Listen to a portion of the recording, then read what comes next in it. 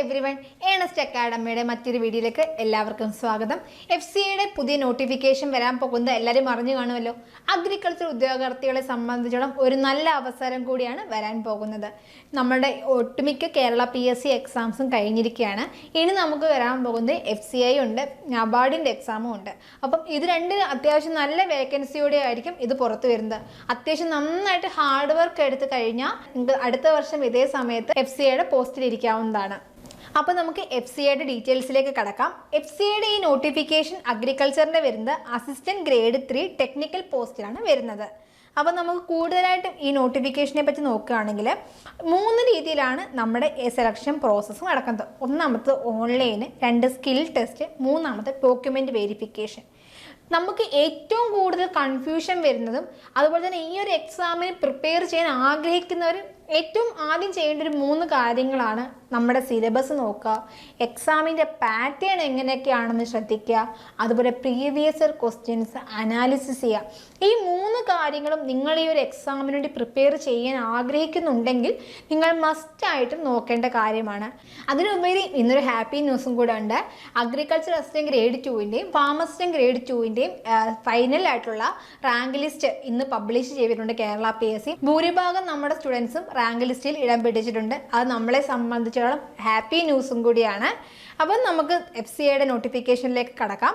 അപ്പം ഇതിൻ്റെ online test വരുന്നത് എങ്ങനെയാണ്? നമ്മൾ AFOൻ്റെ എക്സാമിന് പ്രിപ്പയർ ചെയ്ത ഒരാൾക്കാണെങ്കിൽ ഇതിൻ്റെ സബ്ജക്റ്റുകൾ കണ്ടാൽ ഏറെക്കുറെ മനസ്സിലാവും.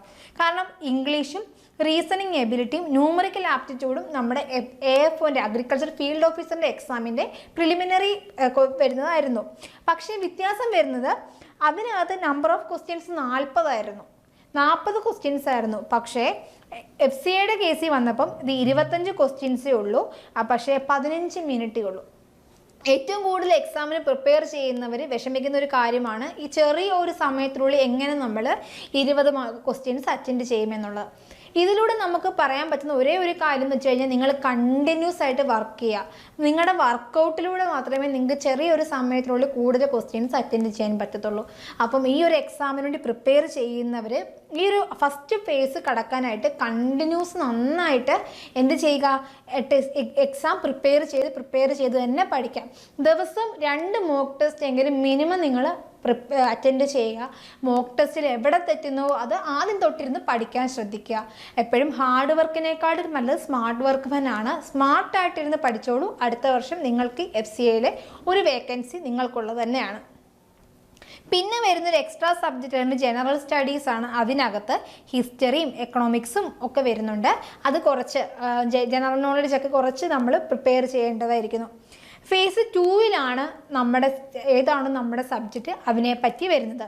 അതിൽ വരുന്നതാണ് ഏറ്റവും കൂടുതൽ കുട്ടികൾ എനിക്ക് എൻക്വയറി ചെയ്യുന്നൊരു ക്വസ്റ്റ്യനാണ്, മിസ്സേ അഗ്രികൾച്ചറുകാർക്ക് മാത്രമേ FCAക്ക് നോട്ടിഫിക്കേഷൻ അപ്ലൈ ചെയ്യാൻ പറ്റത്തുള്ളൂ.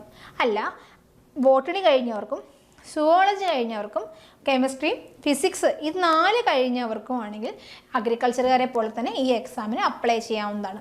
അഗ്രികൾച്ചർ സ്റ്റുഡൻസിനെ സംബന്ധിച്ചിടത്തോളം നമ്മൾ എൻഡമോളജിയും പ്ലാന്റ് പ്രൊട്ടക്ഷനും അഗ്രികൾച്ചറൽ എക്കണോമിക്സും നമ്മൾ AOൻ്റെ എക്സാമിന് വേണ്ടി പ്രിപ്പയർ ചെയ്തതാണ്. പിന്നെ സെറിയൽസും പൾസസും വരുന്ന ഈ സ്റ്റാറ്റിസ്റ്റിക്സ് ഓഫ് ഇന്ത്യൻ അഗ്രികൾച്ചർ അത്യാവശ്യം നമ്മൾ അഗ്രോണമിയിലും കവർ ചെയ്തിട്ടുണ്ട്. അപ്പം നമുക്ക് കുറച്ചൊരു എളുപ്പമായിരിക്കും അഗ്രികൾച്ചർ.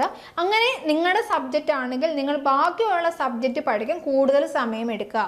അതായത് ബോട്ടണിയിൽ സെൽ ബയോളജി, ടിഷ്യൂ ഓർഗന്, അതുപോലെ organ system, genetics, plan classification, diversity, ecology, life process, photosynthesis, respiration, circulation, ഇത്തരത്തിൽ നമ്മൾ ഇത് പ്ലാൻ ഫിസിയോളജിയിൽ പഠിക്കുന്ന കാര്യം തന്നെയാണ് ഈ ഫോട്ടോസിന്തസിസും റെസ്പിറേഷനും ഒക്കെ വരുന്നത്. അപ്പം അതും കൂടെ നമ്മൾ നോക്കാം. നമ്മൾ AOയുടെ എക്സാമിന് നമ്മളൊരു എക്സ്ട്രാ സബ്ജക്റ്റ് ആയിട്ട് പ്ലാൻ ഫിസിയോളജിയും കൂടെ കവർ ചെയ്തിട്ടുണ്ടായിരുന്നു.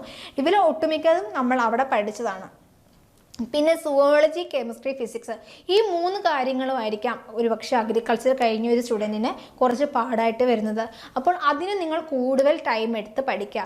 അപ്പം നിങ്ങൾക്ക് ഓൾറെഡി അറിയാവുന്ന കാര്യങ്ങൾ റിവിഷൻ ചെയ്തും അറിയാത്ത കാര്യങ്ങൾ പഠിക്കാനായിട്ട് കൂടുതൽ സമയമെടുത്ത് പ്രിപ്പയർ ചെയ്യുക. പിന്നെ വരുന്നത് ഗ്രൂപ്പ് എയ്ക്കാണെങ്കിലും ഗ്രൂപ്പ് ബിക്കാണെങ്കിലും അഗ്രികൾച്ചർ കോമൺ സബ്ജക്റ്റാണ്.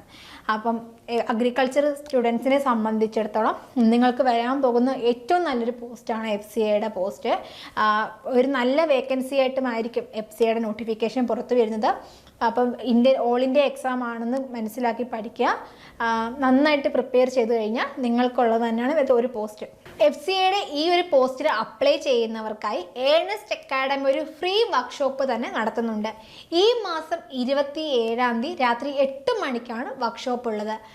ഈ വർക്ക്ഷോപ്പിലൂടെ നിങ്ങൾക്ക് എങ്ങനെ എക്സാമിന് പ്രിപ്പയർ ചെയ്യാം, ഇതിലൂടെ നിങ്ങൾക്ക് കുറേ ഡൗട്ട്സ് കാണും. ആ ഡൗട്ട് ക്ലിയറൻസും എല്ലാം തന്നെ ലഭിക്കുന്നതായിരിക്കും. അതുപോലെ തന്നെ FCAക്ക് വേണ്ടിയിട്ട് ഏണസ്റ്റ് അക്കാഡമി ഒരു ഇൻറ്റൻസീവ് കോച്ചിങ് തന്നെ ആരംഭിച്ചിട്ടുണ്ട്.